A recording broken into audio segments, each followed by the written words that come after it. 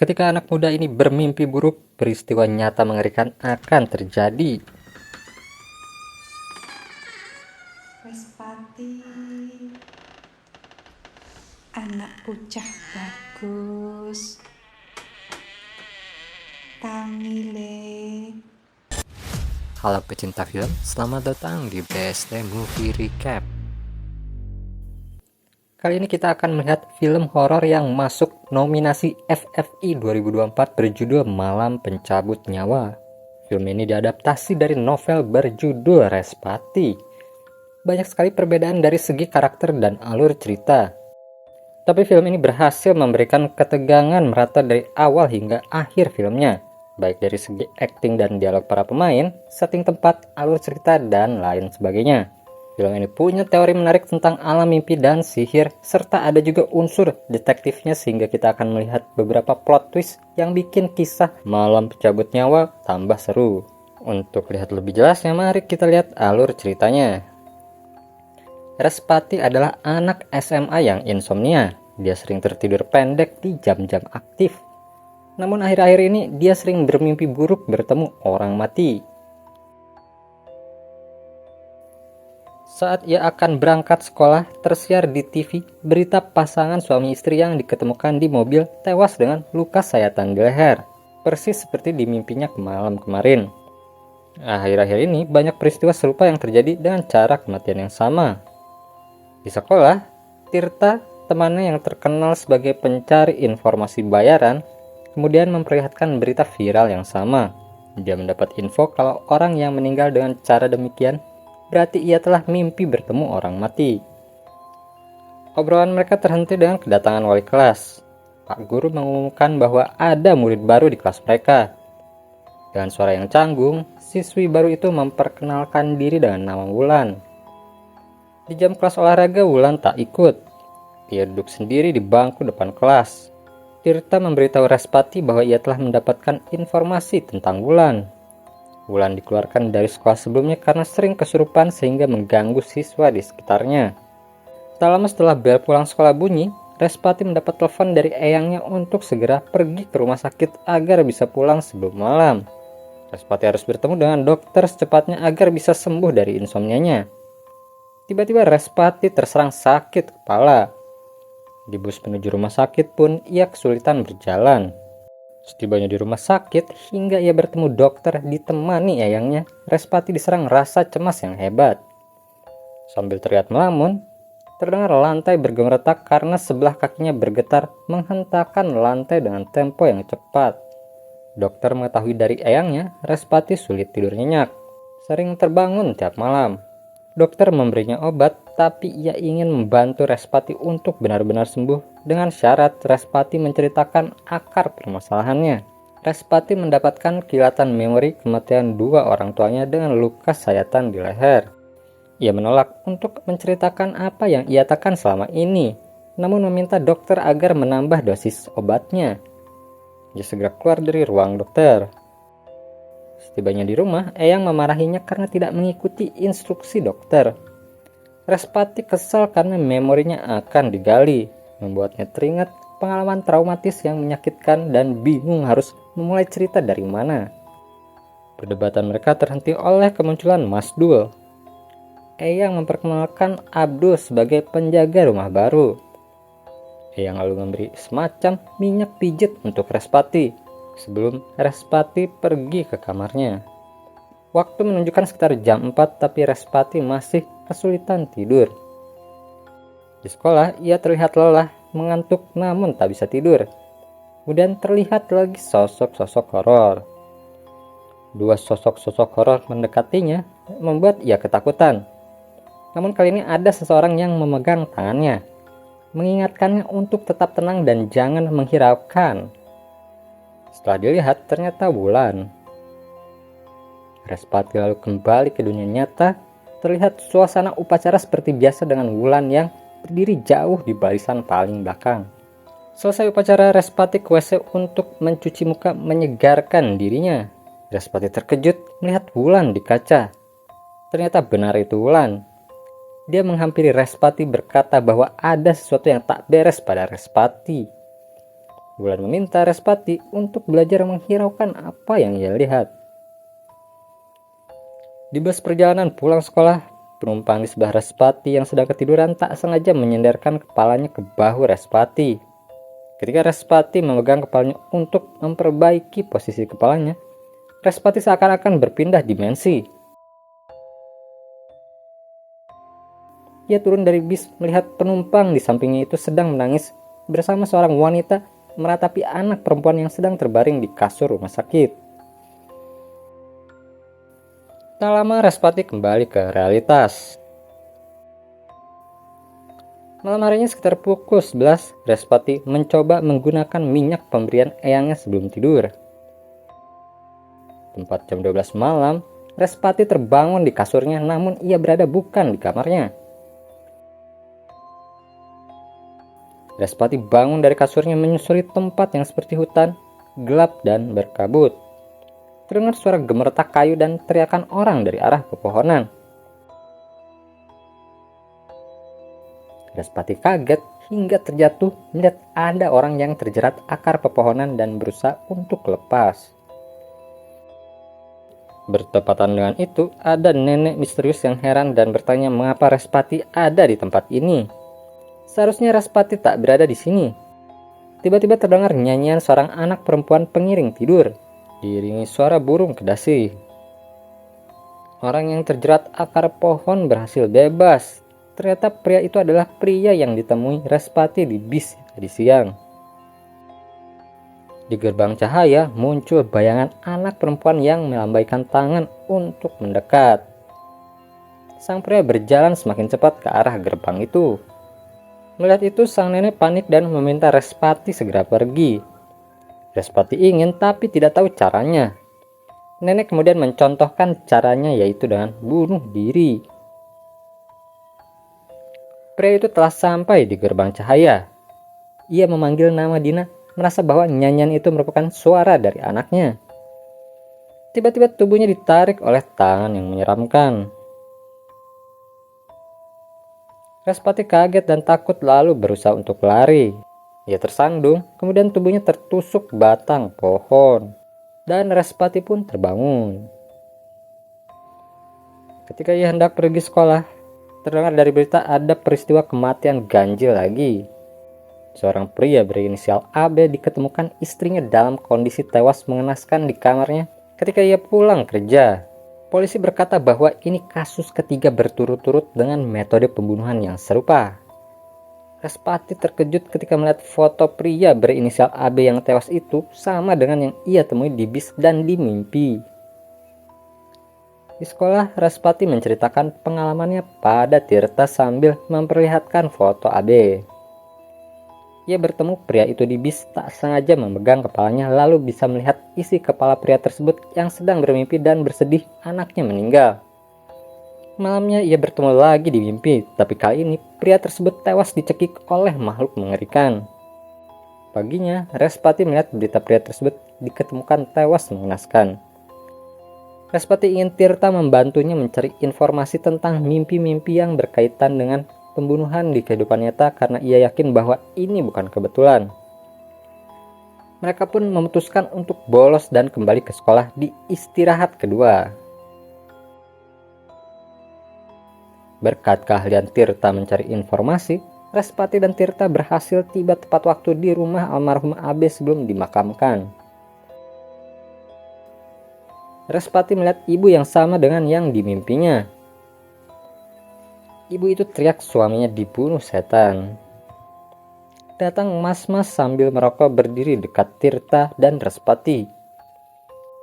Tirta bertanya ke mas-mas, kenapa ibu yakin kalau suaminya dibunuh setan?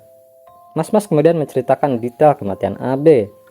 AB diketemukan meninggal posisi tidur kayak habis ketindihan. AB diketemukan meninggal posisi tidur kayak habis ketindihan. Di lehernya ada bekas cakaran. Tiba-tiba di ujung gang, Respati melihat nenek yang membantunya kabur. Ia mengejar tapi tak bisa menemukan sang nenek. Setibanya di sekolah saat jam istirahat kedua, Tirta bertanya pada Respati apa yang ia kejar. Respati cerita keganjilannya bahwa selain keluarga Bayu yang ia lihat, di mimpinya ada sang nenek, dan itulah yang ia lihat dan kejar. Wulan tiba-tiba muncul dari belakang lalu memberi peringatan bahwa alam mimpi adalah tempat berbahaya bagi yang tidak berhati-hati. Ketiganya duduk bersama lalu Wulan memperlihatkan artikel tentang alam mimpi lewat smartphone-nya kepada Respati. Dimensi di mana jiwa manusia beristirahat ketika tidur. Respati bilang gambar alamnya mirip dengan yang ia lihat saat bertemu keluarga Bayu. Gak banyak yang tahu tentang mimpi, yang tahu pun gak ngerti cara kerjanya. Dan gak sembarangan orang bisa masuk ke alam mimpi dengan kesadaran penuh, seperti Respati. Respati berpikir mengapa dia yang terpilih. Wulan bilang itu antara bakat lahir atau kutukan. Setibanya di rumah, Respati ditanya oleh Eyang kenapa ia hanya masuk sekolah setengah hari. Abdul yang mau beres-beres balik lagi ke belakang melihat Eyang sudah siap ngamuk-ngamuk. Mungkin Eyang khawatir kalau Respati malah jadi berandalan setelah peristiwa kematian kedua orang tuanya. Sayang sekali Respati malah pergi dan tak menceritakan peristiwa yang sedang ia investigasi. Malamnya Abdul muncul di pintu kamar Respati yang lagi rebahan. Ia mau pamit pulang karena pekerjaan rumah sudah selesai, tapi Eyang sedang di kamar dan tak menjawab sapaannya. Jadi ia pamit sama Respati. Respati hanya mengangguk lalu kembali melamun. Melihat responnya seperti itu, Abdul tambah khawatir karena ia selalu menemukan dirinya dan Eyang sedang bertengkar. Dengan lihainya, Abdul berusaha membuka percakapan sama Respati tentang hubungannya dengan Eyang. Strategi Abdul sukses dan Respati pun mulai terbuka dan mau ngobrol. Abdul duduk di sebelah Respati, menasihatinya agar berusaha lebih dekat dengan Eyang. Apalagi hanya Eyang satu-satunya keluarga terdekat Respati. Kali ini Abdul betul-betul pamit. Tapi sebelum pamit, ia memberitahu kemanjuran minyak pijit yang diberikan Eyang. Minyak pijit itu dapat menyembuhkan berbagai penyakit dan dibuat dari bunga Nyai Malam. Sambil pergi menutup pintu, Abdul mengucapkan selamat bermimpi indah sambil tersenyum. Sebelum tidur, Respati mengoleskan minyak itu ke lehernya. Saat Respati mulai terlelap, terdengar suara burung kedasih dan ia pun terbangun lagi di dimensi lain. Suasananya mirip dengan tempat ia bertemu dengan Bayu. Hutan gelap dipenuhi pepohonan. Respati juga melihat lagi gerbang bersinar. Tapi kali ini bayangannya orang dewasa dan yang bernyanyi cepatlah tidur adalah bapak-bapak. Respati juga melihat sosok ibu-ibu yang terbangun karena nyanyian itu. Ibu itu semakin berusaha melepaskan jeratan akar pohon ketika bapak itu melambaikan tangan untuk segera mendekat. Kali ini Respati mencegahnya, tapi ibu itu malah mencekik lalu mendorongnya. Setibanya si ibu di gerbang cahaya, terdengar suara teriakan dan tercabik-cabik. Lalu menggelinding kepala si ibu. Respati teriak ketakutan lalu muncul bayangan mengerikan dari gerbang cahaya itu. Respati kabur, berlari menyusuri hutan penuh panik. Tiba-tiba ada tangan yang menariknya. Ternyata nenek itu lagi. Nenek itu menutup mulut Respati menyuruhnya untuk diam. Terasa sosok mengerikan itu berupaya mendatangi keduanya. Nenek itu bilang hanya Respatilah yang dapat mengalahkannya dan bunga Nyai Malam adalah kuncinya. Lalu nenek menyuruhnya segera pergi kemudian menusuk dada Respati. Respati pun terbangun. Ia menengok melihat minyak Nyai Malam dan jam sudah menunjukkan pukul 5.30. Sebelum Respati berangkat sekolah, siaran berita pagi kembali menayangkan berita kasus kematian misterius dengan korban yang sama dengan yang ditemui Respati di alam mimpi. Di kelas, Tirta melaporkan temannya pada Respati bahwa ada kesamaan latar belakang dari para korban. Mereka sama-sama berasal dari desa Bajing Jowo. Wulan muncul lalu menawarkan bantuan untuk mengontak nenek yang selalu membantu Respati di alam mimpi. Pulang sekolah, ketiganya berkumpul di kamar Respati. Tirta ragu dan takut semuanya akan gagal. Wulan sudah lama tidak menggunakan kemampuannya memanggil arwah dengan menjadikan dirinya sebagai medium. Tapi ia yakin semuanya akan baik-baik saja karena punya kalung penolak bala yang manjur. Karena Tirta masih ragu, ia pun disuruh untuk menunggu di luar kamar. Ritual dimulai. Tubuh Wulan tiba-tiba bergetar, membuat gerakan dan suara yang menakutkan, bikin Respati terkejut mundur. Respati memberanikan diri untuk mendekat. Ia bertanya apakah ini nenek yang bertemu dengannya tadi malam dan berasal dari desa Bajingjowo. Nenek malah memberikan jawaban misterius. Ia berkata bahwa jika Respati dan Giman eyangnya ingin selamat, mereka harus cari Mustika. Hanya dia yang ngerti cara membunuh Sukma. Nenek lalu memberi petunjuk lokasi Mustika. Rumah tepi sungai, sisi barat, dan bau bunga Nyai Malam. Tiba-tiba nenek dalam diri Wulan mengerang kesakitan. Gerakan Wulan bertambah liar lalu mukanya menyeringai, pertanda tubuh Wulan dibajak oleh makhluk lain. Wulan merayap di dinding dan seluruh barang di kamar melayang lalu jatuh terhempas. Makhluk di dalam Wulan mengancam agar Respati tak menemui Mustika. Makhluk itu mencium bau-bau warga Bajingjowo pada tubuh Respati. Ia akan segera menjadikan Respati sebagai korban berikutnya. Mendengar suara berisik itu, ia menggedor-gedor pintu dan berteriak hingga Eyang dan Abdul datang. Ketika pintu terbuka, terlihat Wulan pingsan dalam dekapan Respati. Setelah Wulan siuman, semuanya berkumpul di ruang makan dan menceritakan seluruh peristiwa yang dialami Respati sejak awal pada Eyang. Respati minta pada Eyang untuk dijelaskan masalah Bajingjowo. Semua yang terlibat berasal dari desa Bajingjowo. Ternyata Eyang pernah tinggal 20 tahun di Bajingjowo. Mereka percaya bahwa mereka adalah keturunan Nyai Gadung Melati, penjaga Gunung Merapi. Mereka percaya kekuatan Gadung Melati tak akan menghilang hingga turun-temurun. Malam segera tiba dan Respati mengantarkan pulang Wulan. Keesokan harinya Respati menanyai hasil dari tugas mencari lokasi rumah Mustika yang diberikan pada Tirta. Tak lama kemudian Tirta mendapatkannya. Ciri-cirinya persis seperti yang arwah nenek itu bilang. Sepulang sekolah mereka akan mengunjunginya. Di parkiran motor saat Respati akan menaiki motor Tirta, ia terlihat sepoyongan efek insomnia yang diidapnya. Kejadian itu tak menyurutkan Respati untuk segera menemui Mustika. Setelah berkeliling menyusuri garis yang diberikan peta Google untuk tiba di lokasi Mustika, keduanya tiba di sebuah gubuk di pinggir sungai. Respati membuka pintu gubuk kemudian melihat ada sosok mbah-mbah. Namun pandangannya jadi kabur dan didera ngantuk yang hebat. Respati kembali masuk ke alam mimpi. Ia terkejut senang karena ia bertemu ayah ibu. Setelah itu ayah ibunya mengajak Respati untuk pergi bersama-sama. Berkat pertolongan Mbah Mustika, Respati sadar bahwa ia akan dijebak oleh Sukma. Respati berhasil pergi dari alam mimpi dengan menusuk dirinya dengan batang kayu. Kemudian Respati terbangun di rumah Eyang, lengkap bersama semua orang terdekatnya dan Mbah Mustika juga. Malam itu berlanjut dengan cerita tentang Sukma, sosok mengerikan pembunuh berantai. Dahulu kala, Sukma dikenal sebagai dukun sakti. Kemampuannya begitu hebat sehingga ia dihormati warga lain. Lambat laun, Sukma merasa ia adalah titisan Nyai Gading Melati. Ia berhasrat untuk memiliki kekuatan yang lebih besar. Ia ingin menguasai ilmu alam mimpi. Namun syaratnya ia harus memberikan persembahan. Ia mulai menggunakan pasien-pasiennya. Korban semakin banyak dan ada warga yang mengintip praktiknya, membuat ia segera ditangkap oleh warga beramai-ramai. Tampaknya warga tak tega untuk membunuhnya, sehingga diputuskan Sukma dipasung.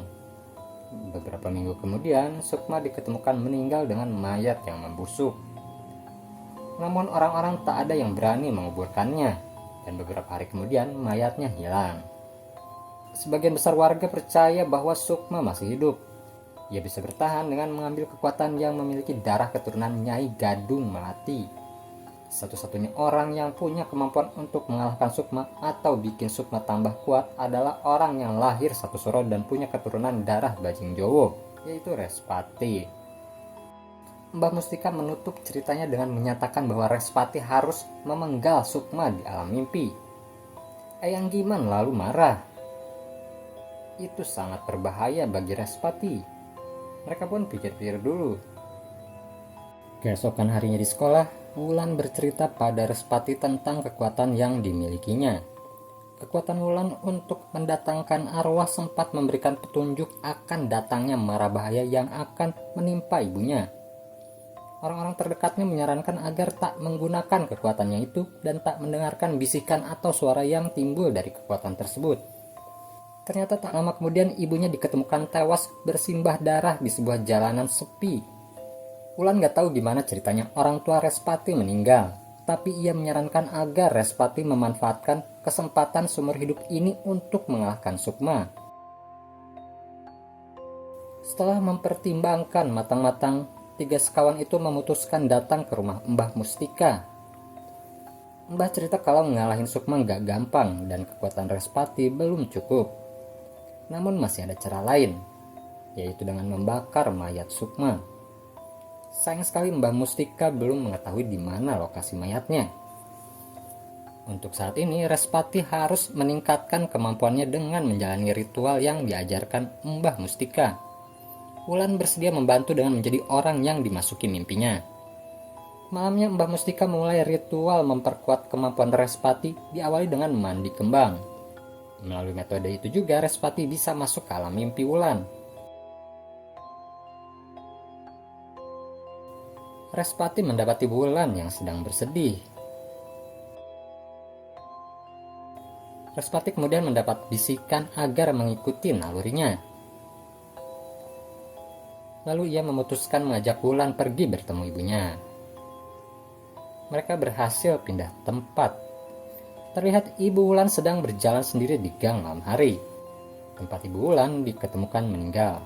Dengan kekuatannya kali ini, Respati berhasil menciptakan keadaan di mana ibunya selamat. Sebelum ibunya ditusuk, warga bermunculan lalu memukuli rampok-rampok itu. Setelah aman dan selamat, Wulan memanggil ibunya dan mereka pun berpelukan. Kemudian keduanya terbangun.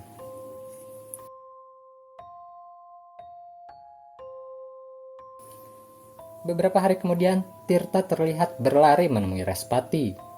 Dengan marah dan kecewa, ia memperlihatkan berita pembunuhan Mbah Mustika. Pembunuhan ini berbeda dengan metode yang selama ini dilakukan Sukma. Tirta yakin kalau ini yang bunuh bukan Sukma. Dia mengingatkan Respati tentang bocah cilik yang selalu bantu-bantu Sukma. Kalau dia tahu tentang Mustika berarti dia juga tahu tentang mereka. Ketika Wulan ingin bergabung mengobrol dengan mereka, terasa pundaknya ditarik. Wulan terlihat sangat kesakitan hingga liantin kalung jimat pelindungnya pecah. Saking kerasnya, keduanya mendengar lalu menengok ke arah Wulan. Tiba-tiba Wulan bernyanyi cepatlah tidur. Tentu saja seisi kelas melihatnya. Ada yang memvideokan dan ada yang tersenyum karena suaranya merdu sekali. Ketika wajahnya berubah menyeramkan, mulailah seisi kelas panik. Sukma membenturkan dahi Wulan ke meja berulang-ulang. Barulah para murid menahannya. Sukma ingin Respati pergi bersamanya jika semua ingin selamat. Saking kuatnya Sukma, ia bisa mengentalkan semua siswa yang memegangnya, lalu mencekik dan mengangkat Respati. Teman-temannya menarik Wulan lalu mendudukannya di kursi. Wulan sempat melawan dengan menggigit tangan salah satu muridnya hingga berdarah. Kejutan mengerikan terjadi ketika Wulan duduk di kursi lalu mengapung. Respati teringat kata-kata Wulan jika dia kesurupan agar segera menutup wajah dan melukainya agar sadar. Setelah menutup wajahnya, Respati pun menusuk tangan Wulan dengan bolpen. Dan Wulan pun terbebas dari kesurupan Sukma.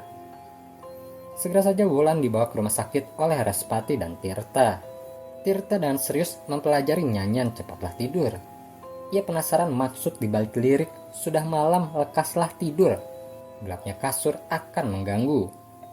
Kata-kata gelapnya kasur akan mengganggu membuat Tirta meminta pada Respati untuk segera memeriksa kamarnya. Mereka pun bergegas ke rumah Respati. Setibanya di rumah, ada Abdul di pintu yang meminta izin pulang karena pekerjaannya telah selesai. Tapi semuanya tak menggubris Abdul dan langsung menuju kamar Respati. Tirta mengacak-ngacak kasur dengan cepat. Ketika ia mengecek kolong kasur, tangannya meraih buntalan kain. Wulan mengungkapkan bahwa buntalan kain seperti itu biasanya digunakan dukun-dukun sebagai media santet. Ini bisa jadi media untuk menghantarkan Sukma ke dalam mimpi Respati. Pertanyaannya, siapa yang bisa dengan mudah meletakkan ini di bawah kasur Respati? Jawabannya adalah Abdul. Tiba-tiba terdengar suara gelas pecah. Mereka bergegas mendatangi sumber suara tersebut. Respati berteriak memanggil Eyang. Karena tak menyahut, ia segera lari ke kamar Eyang. Terlihat gelas yang isinya tumpah di lantai dan Eyang tak bisa dibangunkan. Mereka membetulkan posisi Eyang sambil berusaha membangunkannya. Tirta lalu segera mengecek kolong kasur Eyang. Betul dugaan Tirta bahwa ada buntalan kain lagi. Respati lalu meraih kepala Eyang untuk masuk ke dalam mimpinya. Setibanya di dalam mimpi terdengar suara erangan Eyang. Respati lari mengejar sumber suara. Di depan gerbang cahaya terlihat Eyang yang kesakitan bersujud di sebelah Sukma. Sukma bilang jika Eyang ingin selamat, Respati harus ikut Sukma. Namun Eyang berteriak jangan. Respati teringat kata-kata Mbah bahwa ia harus mengikuti nalurinya. Respati merasakan energi besar berkumpul di sekelilingnya. Ia lalu berimajinasi mengumpulkan energi tersebut dan menggunakannya untuk mengajak akar-akar di sekitar mengikat Sukma. Respati menggunakan energinya lagi untuk mendorong Sukma lalu menarik Eyang. Ia kemudian membopong Eyang pergi dari situ. Sukma cukup tersenyum. Dengan mudahnya ia melepas jeratan akar. Ia berubah menjadi asap hitam lalu bergerak cepat mengejar Respati sambil tertawa-tawa. Sukma berhasil menyergap Respati. Melihat Eyang meraih tongkat, Respati menyuruh Eyang untuk menusuk dirinya sendiri agar terbangun dari mimpi. Namun Eyang tak paham dan langsung menusukkan kayu itu ke tubuh Sukma. Melihat kayunya tembus, dengan cepat Respati menusukkan tubuhnya ke kayu tajam itu. Respati pun terbangun, namun sayangnya Eyang tak ikut. Respati segera memegang kepala Eyang untuk masuk lagi ke alam mimpi, namun tak berhasil. Mereka pun segera membawa Eyang ke rumah sakit. Dokter berkata bahwa Eyang masih hidup, namun kesadarannya terus menurun. Ketika mereka membesuk Eyang, Respati teringat tentang kematian kedua orang tuanya. Sambil bersedih, ia menceritakan detail peristiwanya kepada kedua kawannya. Mobil mereka mogok di tengah jalan sepi di saat hujan deras dan gelapnya malam. Beberapa perampok memanfaatkan situasi tersebut lalu membunuh mereka. Sebelumnya Respati tak ingin ikut karena ibu dan bapaknya berdebat tentang kondisi mesin mobil yang sedang tidak sehat. Melihat itu Respati tak mau ikut. Atas keputusannya itu, hingga kini Respati dirundung rasa bersalah yang hebat. Sekarang Respati kebingungan karena tak bisa masuk ke mimpi Eyang. Tirta memberikan buntalan kain santet pada Respati, berharap ia mendapatkan ide. Tak lama kemudian ide itu datang. Respati akan membuat Sukma masuk dalam mimpinya. Sebagai rencana cadangan, Respati meminta Tirta untuk mengunjungi alamat rumah Abdul. Ia yakin mayat Sukma ada di sana dan Tirta tahu tugasnya adalah untuk membakar mayat Sukma. Wulan memutuskan untuk ikut membantu Tirta. Perang terakhir pun dimulai. Wulan dan Tirta bergegas menuju lokasi alamat Abdul, sedangkan Respati memegang kain buntalan santet di sebelah Eyang untuk masuk ke alam mimpi. Respati berhasil masuk ke alam mimpi, tapi yang bikin kaget adalah tempatnya bukan hutan gelap seperti biasa. Ia berada di rumah saat ibu dan bapaknya masih ada berdebat masalah mobil mereka yang tidak sehat. Ibu ingin naik taksi. Ternyata Respati bisa berkomunikasi dengan mereka. Respati menawarkan diri untuk menyetir. Mereka pun berangkat. Sedangkan Wulan dan Tirta akhirnya tiba di titik lokasi yang diberikan oleh Respati. Tampak sebuah tempat yang seperti gudang atau tempat pembuangan sampah sementara. Terlihat ada pintu menuju bangunan di situ. Dengan mudahnya mereka masuk. Ketika Tirta menyalakan lampu ruangan, terlihat ada sosok tubuh yang terbaring di meja tertutup kain. Tirta memberanikan diri untuk menghampiri lalu mengintip, memastikan apa yang ada di balik kain itu. Tirta terkejut lalu diam tak bisa berkata-kata. Wulan yang penasaran lalu membuka kainnya. Wulan teriak kaget karena di balik kain itu ada Sukma yang telah menghitam dan giginya bertaring seperti jenglot. Segera saja Tirta keluar mencari bahan-bahan untuk membakar Sukma. Tak lama kemudian ia membawa jerigen berisi minyak tanah. Saat Tirta berusaha untuk membuka tutup jerigen, Wulan merasa di belakangnya ada sosok yang mengendap-endap pelan dan akan melakukan tebasan ke arah Tirta. Wulan refleks menghindar sambil mendorong Tirta. Benar saja tebasan itu melenceng ke ujung meja Sukma. Ternyata itu Abdul. Abdul tak lagi terlihat seperti sosok yang pertama kali mereka temui. Tak ada lagi raut yang ramah dan tingkah laku kikuk mengundang senyuman. Sekarang hanya ada seringai dari orang yang menikmati melakukan pembunuhan. Di balik seringai itu ada kisah sedih sekaligus hasrat ambisi. Abdul menyambung cerita Mbah Mustika sejak warga mendapati hilangnya tubuh Sukma yang dipasung. Ia juga tampak merasa bersalah membuat Respati dan Eyang Giman dalam keadaan seperti sekarang. Tapi apa daya, demi cinta terhadap satu-satunya orang yang ia anggap sebagai ibu, ia rela melakukan semua ini. Di masa tersebut, Abdul yang masih kecil, kesal perempuan idolanya itu kalah oleh warga dan berada dalam kondisi tak berdaya. Ia ingin membantunya mencapai impian lalu hidup bersama dengannya selamanya. Ia mencari berbagai cara untuk menyelamatkannya. Suatu ketika ia menemukan mantra untuk merubah Sukma menjadi jenglot. Makhluk kerdil yang dianggap mitos dan kerap terdengar dipergunakan untuk berbagai ilmu pesugihan. Menarik sekali ide Abdul ini karena dengan begitu kita jadi paham salah satu teori tentang asal-usul jenglot. Ini berkaitan dengan salah satu teori yang meyakini bahwa jenglot dulunya adalah manusia sakti yang mempraktikkan sihir terlarang sehingga membuat hidupnya abadi. Ini menjawab pertanyaan warga saat itu mengapa tubuh Sukma tiba-tiba menghilang. Sejak itu, Abdul lanjut memenuhi ambisi Sukma mendapatkan kekuatan Nyai Gadung Melati dengan memburu semua orang yang memiliki darah keturunan warga Bajing Jowo. Dengan melakukan itu, Abdul berharap mendapatkan imbalan bukan berupa kekuatan atau kekayaan, namun bisa bersama dengan Sukma selamanya. Sementara itu, Respati yang sedang menyupiri orang tuanya mulai merasakan perubahan suasana. Hujan semakin deras dan ia semakin mendekati lokasi pembunuhan kedua orang tuanya. Namun Respati memutuskan menempuh rute lain. Ayahnya meminta putar balik berulang-ulang, sedangkan ibunya marah-marah hingga berteriak. Ketika Respati melihat ke belakang, kedua orang tuanya hilang. Kemudian datang Sukma menariknya ke alam mimpi lain. Tapi kini Respati sudah siap. Dengan semangat dan kekuatan barunya, ia bisa mengimbangi Sukma. Ia bisa menarik sebuah golok yang membantunya untuk melawan Sukma. Sayang sekali Respati kesulitan untuk memenggalnya. Hanya bisa menusuknya yang mana itu tak akan berpengaruh.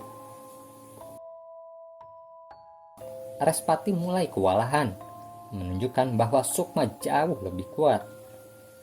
Sementara itu Tirta dan Wulan juga tak berdaya melawan Abdul.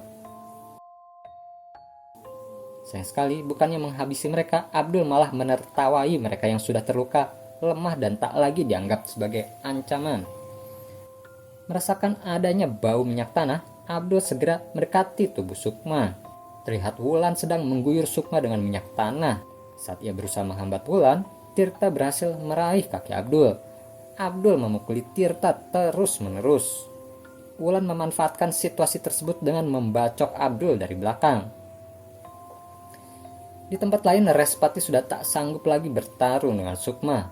Sukma mencekiknya dan akan berupaya mendapatkan kekuatan Respati. Di saat yang sama, Wulan berhasil membakar Sukma. Sukma pun melepaskan cekikannya dan merasa kesakitan. Tubuhnya mulai tertarik ke arah gerbang cahaya. Ia berusaha bertahan. Keadaan itu dimanfaatkan Respati untuk memukul kepala Sukma hingga hancur.